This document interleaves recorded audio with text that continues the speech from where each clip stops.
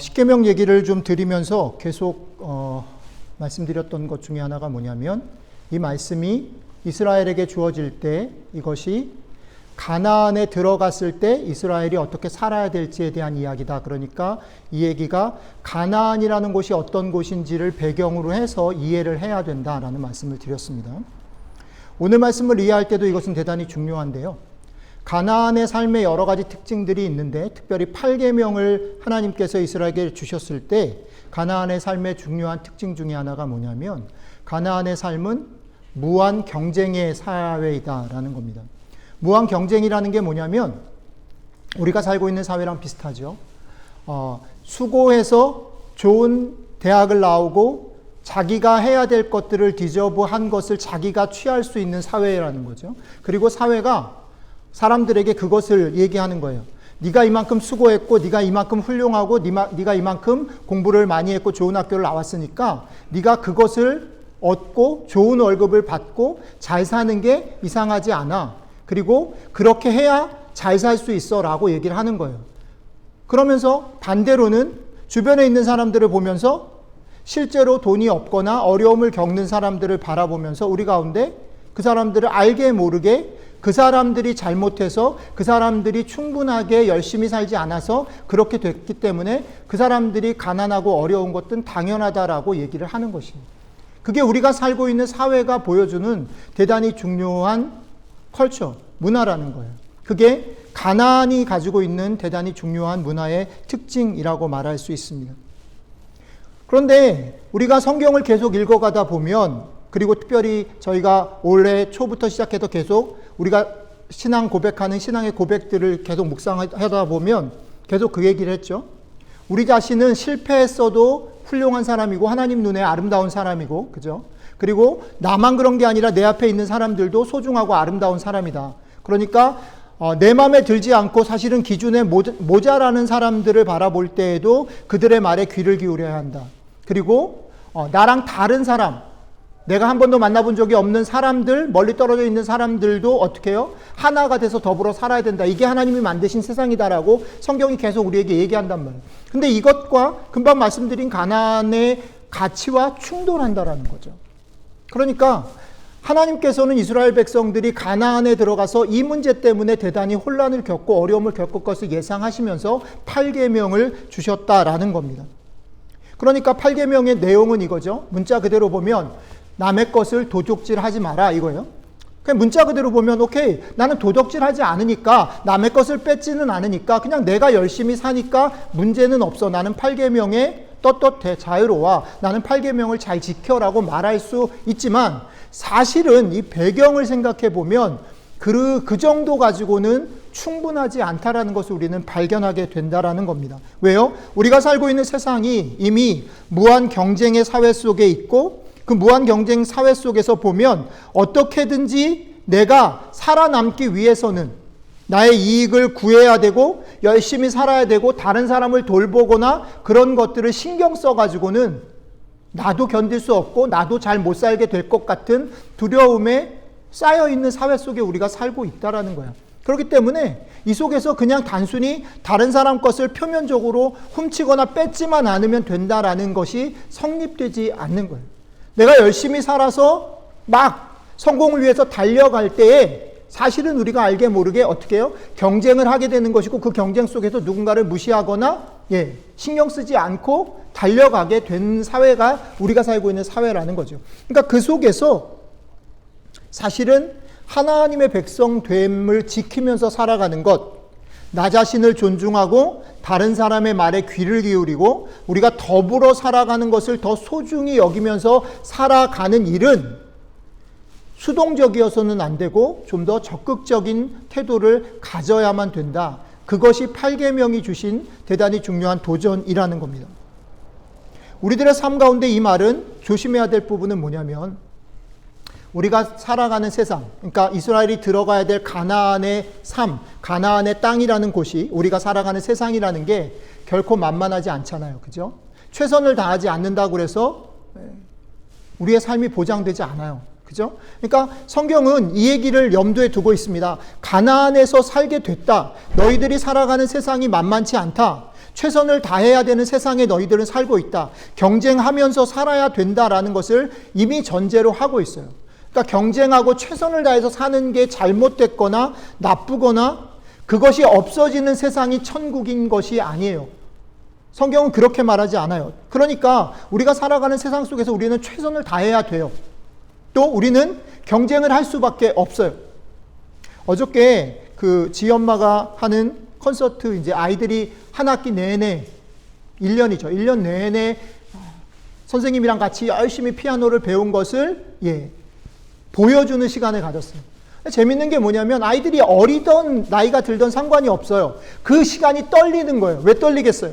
어쨌든 간에 자기가 수고하고 애쓴 것이 자연스럽게 표현되지 않아요. 심지어는 게스트로 오신 할아버지들이 계셨는데 할아버지들도 막 떠시더라고요. 나이가 들어도 우리가 살고 있는 세상 속에서 내가 무언가 다른 사람한테 보이고 내 삶을 꾸려나가는 일은 만만한 일이 아니라는 거죠. 최선을 다해야 되고, 그래서 보면 제가 맨 뒤에 항상 이렇게 서서 아이들 사진을 찍는데 사진을 찍으면서 느끼는 게 있어요. 1년 동안 이 아이들이 얼마나 연습을 열심히 최선을 다했는가라는 게 드러나요. 이 아이들이 1년 동안 어떻게 살았는지가 보여요. 저도 이제 옆에서 구경한 지가 이제 벌써 10년이 넘어가니까 얼마나 좋았냐면 어저께 이제 고3, 그러니까 고등학교를 졸업해서 대학을 가는 애가 한 명 있었거든요. 근데 그 아이가 아주 어렸을 때 처음 했던 때가 기억이 나는 거예요. 아기 때 만났단 말이에요. 그러니까 그 아이가 중간에 얼마나 막 스트럭을 하고 중간에 그만둘까, 지 엄마가 얘 그만두게 할까 막 그랬던 시간들이 막 떠오르는 거예요. 그런데 마지막에 이제 대학을 가기 전까지 이제 마지막 했던 그 모습들은 뭐냐면 그런 어려운 시간, 아픔의 시간, 고민하는 시간, 때려치고 싶은 시간, 이런 시간들이 다 거쳐서 거기까지 도달한 거죠. 최선을 다하고 수고하지 않고 참지 않으면 거기에 도달할 수가 없어요.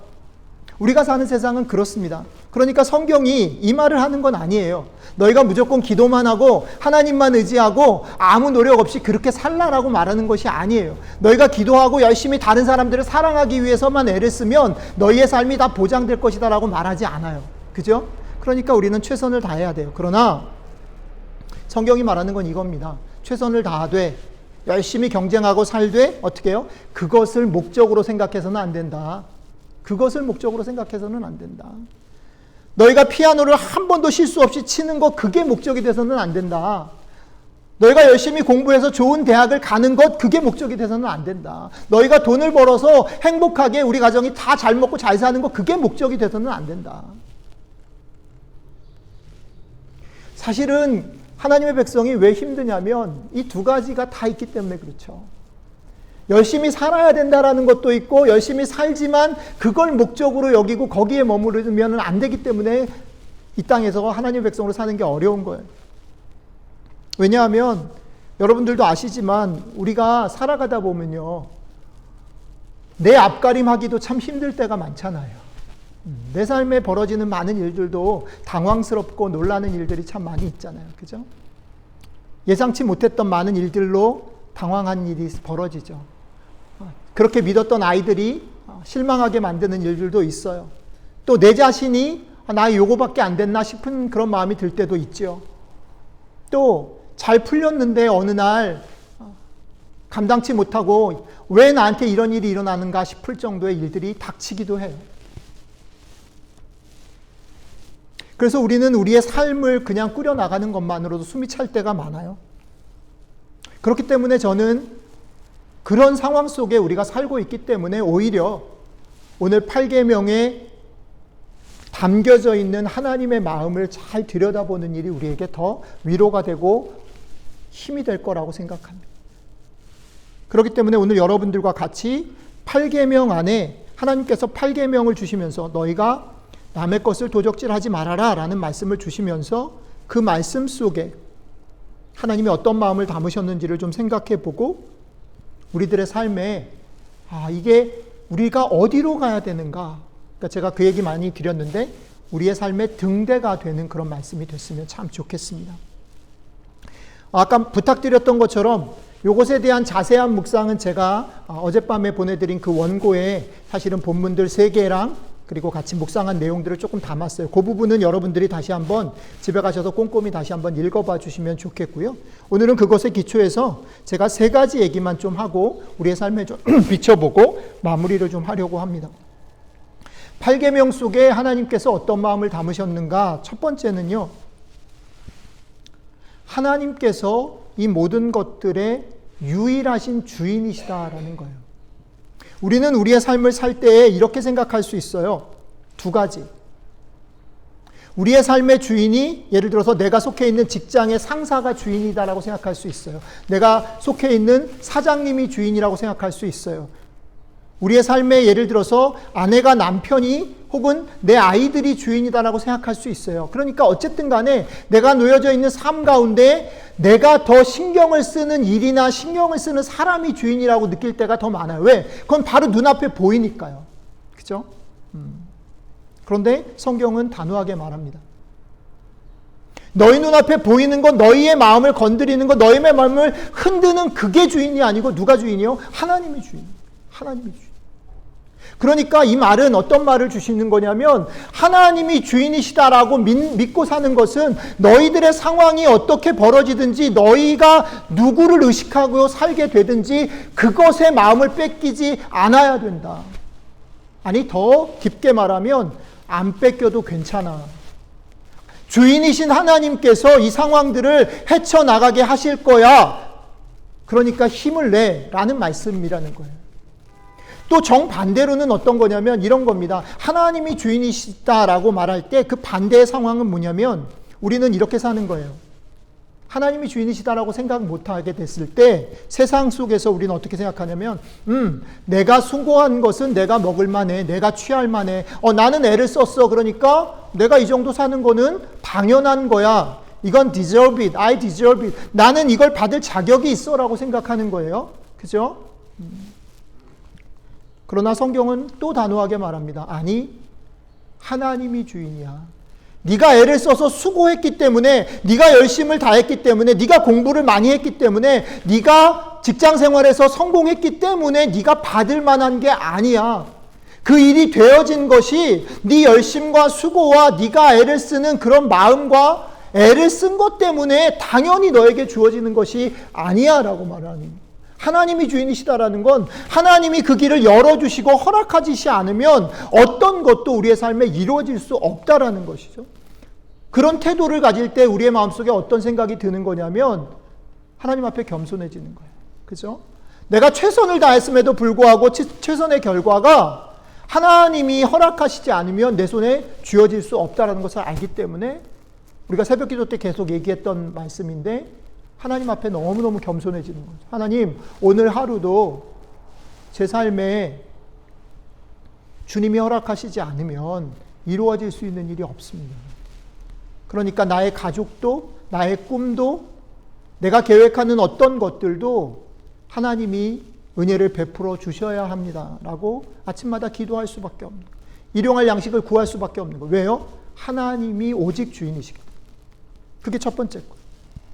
자, 그 다음에 연결되어지는 건 뭐냐면 하나님이 오직 주인이시다라는 말 속에 그 다음 파생되는 게 뭐냐면 하나님이 주인이시기 때문에 내가 애를 써서 예를 들어서 열심히 저희 집도 베란다에 또 상추가 잘 자라더라고요. 그리고 깻잎도 되게 잘 자라요. 근데 깻잎을 딸 때 상추를 딸 때 한쪽 마음에 그런 게 있어요. 사실은 지 엄마가 다 했고 저는 물 가끔 준 것밖에 없음에도 불구하고 제가 그 상처를 보면서 뿌듯하게 그래도 애썼어 막 이러면서 딴단 말이에요. 우리가 땀을 흘리면 흘린 만큼 사실은 뿌듯해요. 그게 틀린 건 아니에요. 그러나 거기서 착각하면 안 돼요. 상추를 키우시는 분은 하나님이에요. 농사를 많이 지어보신 분들은 그런 걸 아시는 것 같아요.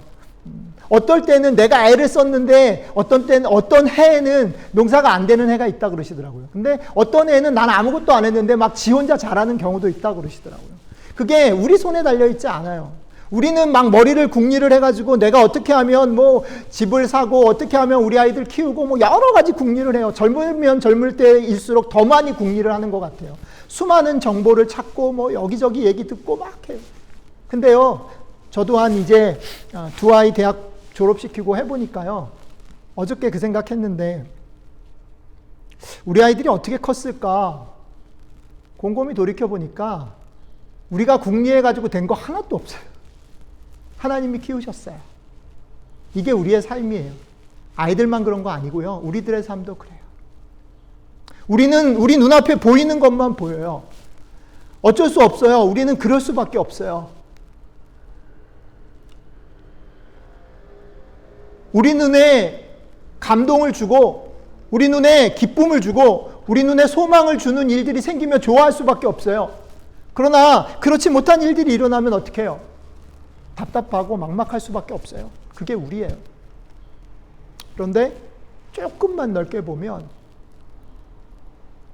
사실은 우리가 언제 성장했고 언제 우리가 하나님 닮아갔냐면요. 그 막막했던 시간들이 우리를 키웠고요. 그 막막했던 시간들이 우리 아이들을 키웠어요.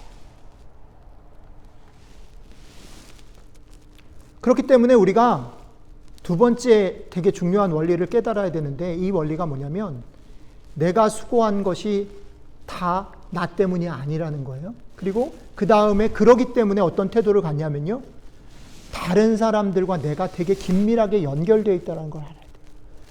제가 안 목사님 오늘 주일학교 아이들한테 이렇게 얘기를 해주셨으면 좋겠어요 라고 메모를 해드린 게 뭐냐면 오늘 성경에 제가 묵상해서 보내드린 성경에 보면 하나님 안에서 한 분 주인이신 하나님 안에서 우리가 이제 더 이상 남이 아니고 지체다라고 얘기를 해요. 지체라는 거는 뭐예요? 손이 아프면 내가 아픈 거죠. 귀가 아파도 내가 아픈 것이고 발가락 끝이 다쳐도 내가 다친 것이에요. 그죠? 그게 지체죠. 그러니까 내가 다른 사람들과 연결되어 있는 거예요. 그러니까 나 혼자 행복하고 나 혼자 부자 되고 나 혼자 잘 사는 것으로 기뻐할 수 없는 거지요. 아파하고 힘들어하는 사람, 견디지 못하고 실패한 사람들이 그들의 자리가 내 자리여야 돼요.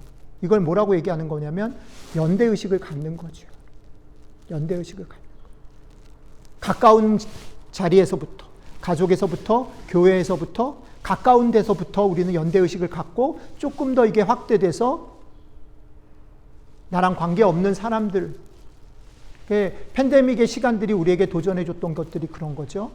아프리카에 있는 나라가 팬데믹의 문제, 코로나의 문제를 해결하지 못하면 그것은 고스란히 우리한테도 돌아올 수 있다. 연결되어 있다는 거죠. 옛날에는 신경도 쓰지 않았던 그 사람들을 이제는 같이 신경을 쓰고 같이 더불어 살지 않으면 같이 망한다. 그러는 거죠.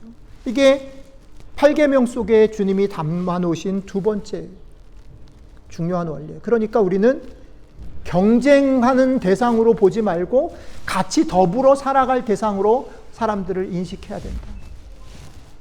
그 다음에 세 번째는 그렇기 때문에 우리가 같이 더불어 살아가기 위해서는 내가 무엇을 가지고 있는지 저 사람한테 있는 것까지 뺏어가지고 막 살아야지, 내가 어떻게든 성공하고 달려가야지 라고 얘기해야 되는 것이 아니라 저 사람과 더불어 살아가기 위해서는 세상이 생각하는 방법이 아닌 다른 각도에서 볼 수 있는 연습을 해야 돼요. 다른 시각으로 이 사건을 보지 못하면 이 문제를 넘어갈 수가 없어요. 세상은 우리에게 계속 더 많이 가져야 행복해. 너가 없어서 불행한 거야. 이게 너한테 주어지면 너의 가정이, 너가 노후가 보장될 수 있어 라고 계속 얘기를 해요. 그런데 성경은 다른 각도로 볼 수 있어야 된다라고 말합니다. 이 말씀 준비하면서 그런 생각이 들었어요. 옛날에 제가 아주 어렸을 때 불렀던 노래인데 작은 연못이라는 노래가 있어요. 거기에 물고기 2마리가 살았다는 거죠. 행복하게 살았는데 서로 어느 날 더 많이 갖기 위해서 서로를 물어뜯기 시작했어요. 서로를 물어뜯기 시작하니까 어떻게 둘 다 죽는 거죠. 그 연못이 썩었다라는 그런 노래. 그런데 이 부분은 대단히 중요한 것 같아요. 우리가 생각을 바꿔서 나 혼자 잘 살고 잘 먹고가 아니라 더불어 살기를 원한다라고 말할 때 여러분들, 이게 여러분들한테 그렇게 안 하면 틀렸어 라는 말로 들리면 안 되고요. 내가 할 수 있는 자리에서 내가 할 수 있는 방법으로 더불어 살 수 있고 사랑을 표현할 수 있는 게 뭔지를 계속 기도하면서 지혜를 구하셔야 돼요. 여러분들만의 방법, 여러분들의 있는 위치에서 여러분들의 자녀들을, 여러분들의 이웃을, 여러분들의 교회 식구들을 사랑할 수 있는 방법들을 깨닫게 해달라고 지혜를 구하셔야 된다는 거죠. 자, 이 말씀들 세 가지를 오늘 말씀을 마음에 담으면서 기억해 주시면 좋겠어요. 한 번만 더 정리를 하고 마무리하겠습니다. 첫 번째는 도적질하지 말라라는 말을 우리의 삶에 적용할 때 첫 번째 가져야 될 원리는 하나님이 주인이시다. 내가 내 삶의 주인도 아니고 내가 무슨 일을 할 때 신경 쓰게 만드는 그런 사람들이 주인이 아니라 하나님이 주인이시다. 그러니까 어떻게 해요? 하나님이 주인이시기 때문에 그분을 믿고 담대하게 흔들리지 말아라. 환경에 지배받지 말아라. 그리고 또 하나는 내가 그것을 마땅히 받을 것이다라고 자랑하고 교만하지 말아라. 그리고 두 번째 원리는 뭡니까? 그러니까 다른 사람들과 내가 연결되어 있다는 것을 기억해라. 나랑 관계 없어 보이고 내가 볼 때 틀렸다고 생각하는 사람들이 아파하면 그게 내 아픔이다라는 것을 기억해라. 마지막 세 번째는 그렇기 때문에 그 사람들과 더불어 살아가야 할 때에 세상은 계속해서 더불어 살아가는 것이 아니라 네가 행복해야 돼, 네가 더 많이 가져야 된다라고 얘기하기 때문에 그것들을 계속 치우면서 살아가기 위해서 내가 할 수 있는 자리에서 더불어 살아갈 수 있는 생각들을, 지혜를 달라고 구하고 그 지혜를 가지고 다른 사람들을 배려하고 사랑하기를 힘쓰는, 아이디어를 갖는. 그래서 이런 거죠. 안 그래도 되는데 제가 여러분들하고 자꾸 얘기하는 거죠. 같이 기도 짝을 하고 막 이러는 것들이 뭐냐면 별거 아니에요. 사실은 일주일에 한 번씩 전화하거나 기도하는 일이 큰일이 아닐 수도 있어요. 그러나 하자는 거죠. 하자는 거죠. 저는 그런 경험을 합니다. 기도 짝이 별게 아니지만 아침에 새벽 기도할 때마다 그 사람을 생각하면서 기도합니다. 근데 생각하면서 기도할 때 생각하며 기도하면 어떤 일이 생겨요? 어떨까 신경이 쓰여요. 그렇죠? 그렇게 되니까 물어보게도 되고 관심을 갖게 됩니다. 그리고 관심을 가져서 연락을 하면 내가 몰랐던 일들을 듣게 돼요. 그럼 또 기도하게 되지요. 이건 되게 작은 일들이지만 그렇게 관계들을 맺어가는 것이에요. 우리는 자꾸 어떻게 속냐면 자꾸 이 땅 가운데 하나님의 백성답게 살아간다는 것, 신앙을 가지고 살아간다는 게 되게 거창한 일이라고 생각하게 돼요. 뭔가를 사람들에게 보여주고 뭔가를 우리가 화끈하게 느끼는 어떤 것들을 해야만 신앙이 좋다라고 생각해요. 그렇지 않다라는 것이에요. 우리의 삶에 내가 할 수 있는 것, 내가 경험할 수 있는 것, 작은 것들이 쌓여서 그것이 나를 구성해요. 내 삶을 구성해요. 여러분들의 삶에서 이런 창조적인 생각들을 이어가실 수 있으면 좋겠습니다. 이제 마지막 정리하겠습니다. 제가 십계명을 같이 나누면서 새벽마다 기도하기도 하고 여러분들에게 말씀드리는 것이 뭐냐면 십계명이 이 말씀을 나누는 저나 여러분들에게 등대가 되고 오아시스가 됐으면 좋겠다라고 말을 해요. 오늘 말씀은 그런 면에서 어떻게 보면 등대의 역할을 하죠. 우리가 그렇게 살아야 된다. 하나님을 주인으로 여기고 살아야 된다. 다른 사람들을 내 몸같이 지체로 생각하고 살아야 된다. 그리고 또 그것을 위해서 내가 할 수 있는 한 창조적인 것들을 자꾸 연습하며 살아야 된다라는 등대가 되죠. 그 방향으로 살아야 돼. 세상이 어떻게 유혹해도 나는 그 방향으로 살아야 돼. 라고 등대가 될 수 있어요. 그런데 이 말씀을 준비하면서 어떤 마음이 들었냐면 목사는 자꾸 등대가 되라는 거, 이게 등대야. 그러니까 너희들 이리로 가야 돼. 목사인 저 자신에게도 자꾸 이것을 이렇게 눌러요. 목사가 그렇게 살아야지. 혹은 성도님들을 생각하면서 기도할 때에도 저 사람이 조금 이 말을 알아듣고 저렇게 살았으면 좋겠어 라는 마음이 많이 들어요. 그런데 이 말씀을 준비하다가 깨달은 게 하나 있어요.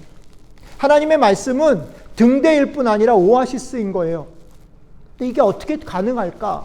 어떻게 가능할까? 이게 대단히 심각한 고민이었어요. 사실 오늘 말씀을 나누면서. 오늘 말씀도 만약에 이렇게 그냥 전달되어지면 여러분들이 이렇게 들으실 수 있거든요. 그래, 나는 또 하나님의 자녀로, 하나님 백성으로 그렇게 못 살았던 것 같아. 다른 사람한테 뭐 이렇게 아니고 나 그냥 혼자서 막 사느라 급급했어. 라고 또 여러분들 자신을 자책할 수 있어요. 근데 그런 말씀이 안 돼야 되잖아요. 왜요? 하나님의 말씀은 우리에게 그냥 어디로 가야 해 라고만 몰아붙이는 말씀이 아니라 갈 수 있는 힘을 주고 갈 수 있어 너는 격려해 주는 말씀이 돼야 되잖아요. 이게 뭘까? 이게 안 되면 또 오늘 교인들을 야단치는 꼴이 되고 저 자신이 위축되는 꼴이 되는데 이게 어떻게 위로가 되고 오아시스가 될까? 그게 사실은 이 말씀을 준비하면서 제일 어려운 부분이었어요. 근데 저는 오늘 말씀을 생각하다가 어떻게 이게 오아시스가 될까라는 말씀에서 계속 생각하다가 어떤 생각이 드냐면, 그래서 우리가 구체적으로 우리의 문제들을 하나님께 아뢰고 하나님께서 그것을 무시하지 않는다라는 것을 경험하는 일이 너무너무 중요하구나. 하나님이 우리의 인생의 주인이다라는 것을 머릿속으로가 아니라 실제 우리의 삶에서 하나님의 우리의 삶을 지키시고 돌보시고 우리를 막 억지로 너 이렇게 살아야 돼 몰아붙이는 게 아니라 때로는 많이 기다려주시고 많이 참아주시고 나로서는 어찌할 수 없어 보이는 그 길 속에서 구체적으로 길들을 열어주시는구나라는 것을 맛보는 길 말고는 그것을 오아시스로 경험할 수 있는 재간이 없겠다라는 생각이 들었어요. 그래서 이 말씀을 준비하면서 저는 저 자신에게 그렇게 생각이 들어요. 목사가 해야 되는 일이 말씀을 바로 가르쳐야 되는 것일 뿐 아니라 그 가르친다라는 것 속에 뭐가 담겨 있냐면 너가 먼저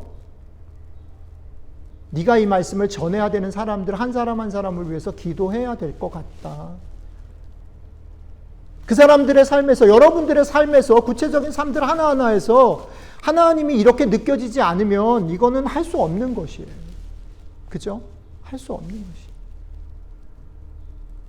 만약에 하나님께서 우리를 정말로 그렇게 도와주시고 그렇게 지지하시고 길들을 여시는 것을 경험하지 못한다면 이것만큼 무거운 일은 없어요. 이것만큼 힘든 일은 없어요. 이것만큼 억울한 일은 없어요. 그래서 저는 오늘 말씀을 준비하면서 저 자신이 간절히 기도합니다. 이 말씀을 듣는 여러분들 한 사람 한 사람이 어떤 시기든지 어떤 상황에서든지 간에 하나님께서 여러분들의 편이신 것, 하나님께서 여러분들의 구체적인 삶을 돌보시는 주인이신 것을 맛보아 알 수 있으면 정말 좋겠습니다. 우리로서는 할 수 없지만 그 맛 때문에 우리가 조금은 힘을 낼 수 있으면 좋겠습니다. 조금은 견딜 수 있으면 좋겠습니다. 명확하게 답을 알지 못하지만 그래도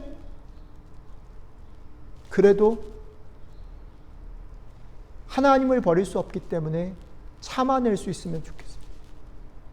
그것이 제 기도고 여러분들에게 드리는 마지막 부탁입니다. 사랑하는 성도 여러분, 오늘 우리 하나님께서 이스라엘 백성들에게 남의 것을 도적질하지 말라라고 말씀하셨습니다. 이것은 단순히 남의 것을 뺏는 문제가 아니라 우리가 살고 있는 세상 속에서 하나님이 주인 되시고 그래서 우리는 한 몸이고 이 한 몸 된 사람들과 정말 창조적으로 세상이 생각하는 방법이 아닌 방법으로 우리가 더 많이 사랑하며 사는 것입니다. 어떻게 해요? 하나님의 은혜로, 하나님이 우리의 삶을 구체적으로 도우시는 힘으로 여러분들이 그렇게 이 계명들을 통해서 정말 등대가 되고 오아시스를 경험하시는 그런 삶이 되시기를 주님의 이름으로 축복합니다. 같이 기도드리도록 하겠습니다.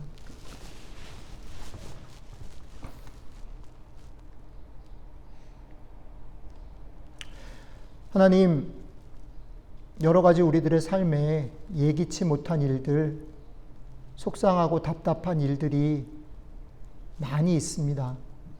그래서 사실은 다른 사람들을 쳐다보고 다른 사람들을 돌보는 것은 말할 필요도 없이 나 자신 하나님을 바라보고 살기조차도 벅차하는 우리들의 삶을 주님 앞에 고백합니다.